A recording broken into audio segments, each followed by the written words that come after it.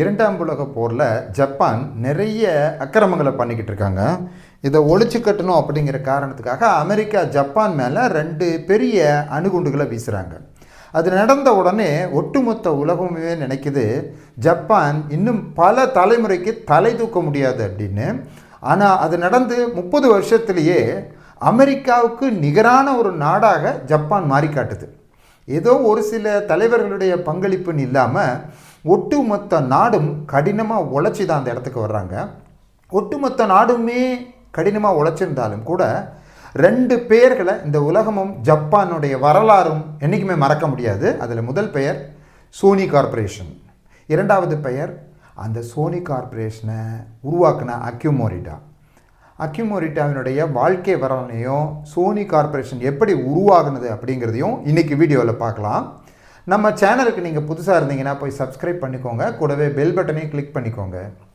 Thanks for வாட்சிங் WhatsApp தமிழா.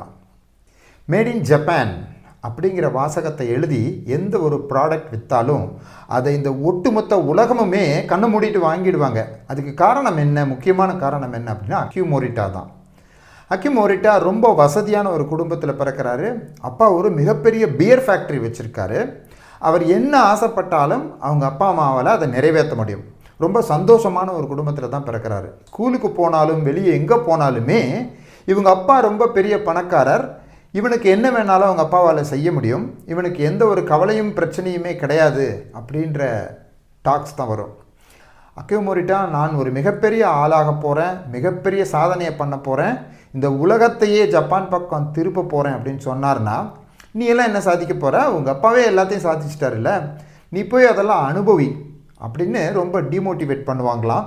இந்த ஒரு காரணத்தினாலேயே எங்கள் அப்பாவுடைய பிஸ்னஸை நான் பண்ணவே மாட்டேன், எனக்குன்னு ஒரு பிஸ்னஸை நான் உருவாக்கி காட்டுவேன் அப்படின்ற முடிவோடு அவர் இருக்கார்.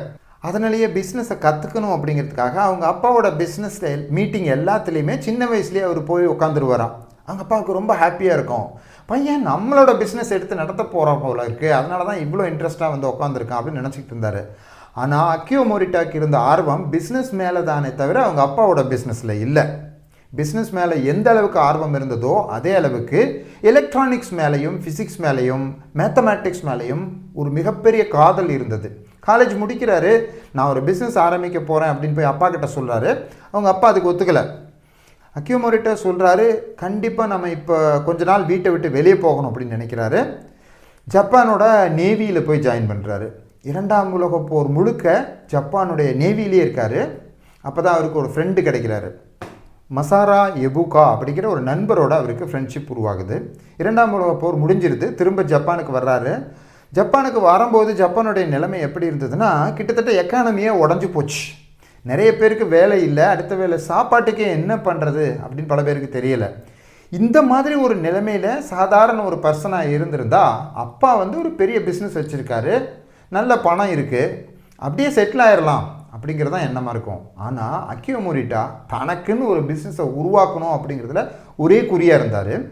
அவர் என்ன நினைக்கிறாருன்னா, நம்ம ரொம்ப நாள் வீட்டில் விட்டு வெளியே இருந்தோம், கண்டிப்பாக அப்பா நம்மளை மிஸ் பண்ணியிருப்பார், நம்ம போய் ஒன்று கேட்டால் கண்டிப்பாக செய்வார் அப்படின்னு நினச்சி அவங்க அப்பா கிட்ட போய் நான் ஒரு பிஸ்னஸ் ஆரம்பிக்க போகிறேன், எனக்கு கொஞ்சம் பணம் கொடுங்க அப்படின்னு கேட்குறாரு.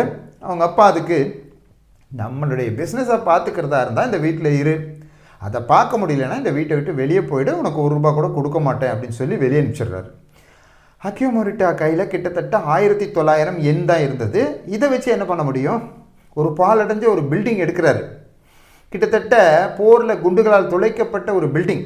அந்த குண்டுகள் துளைக்கப்பட்ட பில்டிங்கில் டோக்கியோ டெலிகம்யூனிகேஷன் என்ஜினியரிங் கார்ப்பரேஷன் அப்படின்னு ஒரு கம்பெனியை உருவாக்குறாரு. அதை உருவாக்கி முதல் ப்ராடக்ட் அவருடைய கனவு ப்ராடக்டாக இருக்கணும்னு நினைக்கிறாரு. ஒரு வருஷம் ரொம்ப ஆர்வமாக உழைக்கிறாரு. Electronic tape ரெக்கார்டரை உருவாக்குறாரு. அந்த பொருளை மார்க்கெட்டுக்கு எடுத்துக்கிட்டு போகும்போது நினச்சிக்கிட்டு இருந்தார், இந்த பொருளை கூட்டமாக மக்கள் வாங்க போகிறாங்க அப்படின்ற கற்பனையிலே போகிறாரு. ஆனால் அந்த பொருளை ஒருத்தர் கூட வாங்கவே இல்லை. முதல்ல ஒரு ஆள் சொல்கிறாரு, ஜப்பான் என்ன நிலைமையில் இருக்குது, இப்போ போய் யாராவது டேப் ரெக்கார்டர் வாங்குவாங்களா அப்படின்னு கேட்டிருக்காரு. 2வது நபர், இவ்வளவு பெருசாக ஒரு டேப் ரெக்கார்டர் இருந்தால் யாராவது வாங்குவாங்களா அப்படின்னு கேட்டிருக்காரு. அக்யூமோரிட்டா யோசிக்கிறாரு, இவ்வளோ பெருசாக இருந்தால் யாரும் வாங்க மாட்டாங்க, இதை எப்படி சின்னதாக பண்ணுறது அப்படின்னு நினச்சிக்கிட்டே இருக்காரு. ஆனால் அவர் கையில் பணம் இல்லை. ஒரு நாள் நண்பர்களோட ஒரு பிக்னிக் போகிறார். அங்கே ஒரு பர்சனை பார்க்குறாரு. அவரோட கையில் ரேடியோவை எடுத்துக்கிட்டு நடந்து போயிட்டு இருக்காரு. அவர்கிட்ட போய் கேட்குறாரு, ஏன் இவ்வளோ கஷ்டப்பட்டு ரேடியோவை தூக்கிட்டு நடந்து போயிட்டுருக்கீங்க, எங்கிட்ட ரேடியோவை கொடுத்துட்டு நீங்கள் வாக்கிங் போயிட்டு வாங்க, நான் ரேடியோவை பத்திரமா பார்த்துக்கிறேன் அப்படின்னு சொல்லியிருக்காரு. அதுக்கு அந்த பர்சன், எனக்கு நடந்துக்கிட்டே பாட்டு கேட்க பிடிக்கும், அதனால தான் நான் ரேடியோவை நடந்து போயிட்டுருக்கேன், நானே வச்சுருக்கேன், பிரச்சனையே இல்லை அப்படின்னு சொல்லிட்டு அந்த நபர் போயிடுறாரு. அக்கியோ மொரிட்டாவுக்கு அப்போ தான் ஒரு ஸ்பார்க் உருவாகுது. மக்கள் நடந்துக்கிட்டே பாட்டு கேட்க விரும்புகிறாங்களே, ஆனால் ரேடியோலாம் ரொம்ப பெருசாக இருக்கே, நாம் ஏன் அதை சின்னதாக பண்ணக்கூடாது, சின்னதாக ஒரு கேசட் பிளேயர் பண்ணி அதில் ஒரு ஒயர்லெஸ் ஸ்பீக்கர் கொடுத்து காதில் மாட்டிக்கிட்டு நடந்துக்கிட்டே போய் பாட்டு கேட்க வைக்கலாம் அப்படின்னு நினைக்கிறாரு. அவருடைய நண்பர்கள்ட்ட போய் இந்த விஷயத்த சொல்கிறாரு, இந்த மாதிரி ஒரு ஐடியா இருக்குது எனக்கு அப்படின்ட்டு. அவங்க நண்பர்கள்லாம் ரொம்ப கேலி பண்ணி சிரிக்கிறாங்க.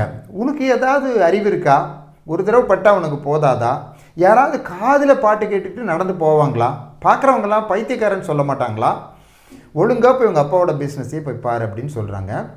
ஆனால் அவர் கொஞ்சம் கூட டிமோட்டிவேட் ஆகலை, அதை எப்படியாவது செஞ்சே தீரணும் அப்படின்னு இருக்காரு. நிறைய எக்ஸ்பெரிமெண்ட் பண்ணுறாரு. அவரால் இந்த கேசட் பிளேயரை சின்னதாக மாற்றவே முடியல. அப்போ தான் அவருக்கு ஒரு இன்ஃபர்மேஷன் கிடைக்குது. அமெரிக்காவில் பெல் லெபார்டரிஸ்னு ஒன்று இருக்குது. அந்த நிறுவனம் டிரான்சிஸ்டர் அப்படின்னு ஒரு புது விஷயத்தை கண்டுபிடிச்சிருக்காங்க. அது நம்மக்கிட்ட இருந்தால் இந்த கேசட் பிளேயரை சின்னதாக பாக்கெட்டில் வைக்கிற அளவுக்கு நம்மளால் மாற்ற முடியும் அப்படின்னு நினைக்கிறாரு.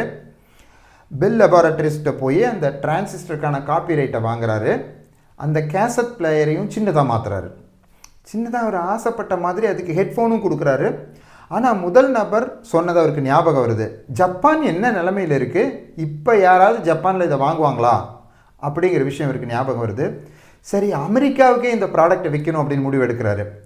அமெரிக்காவில் இந்த ப்ராடக்டை விற்கணும்னா அது இங்கிலீஷில் தான் பேர் வைக்கணும். என்ன பேர் வைக்கலான்னு யோசிக்கும்போது அவருடைய நண்பர் சொன்னது ஞாபகம் வருது, எவனாவது காதில் பாட்டு கேட்டுக்கிட்டு நடப்பானா, அப்படி நடந்தால் அவனை பைத்தியக்காரன் தான் உலகம் சொல்லும் அப்படிங்கிறது ஞாபகம் வருது. உடனே அந்த ப்ராடக்ட்டுக்கு வாக்மேன் அப்படின்னு பேர் வைக்கிறாரு.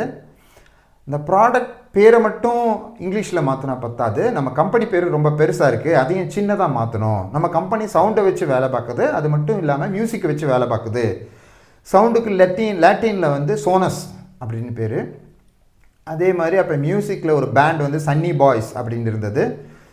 சோனஸ் அப்படிங்கிறத ப்ளஸ் சன்னி ரெண்டையும் சேர்த்து சோனி அப்படின்னு மாற்றுறாரு.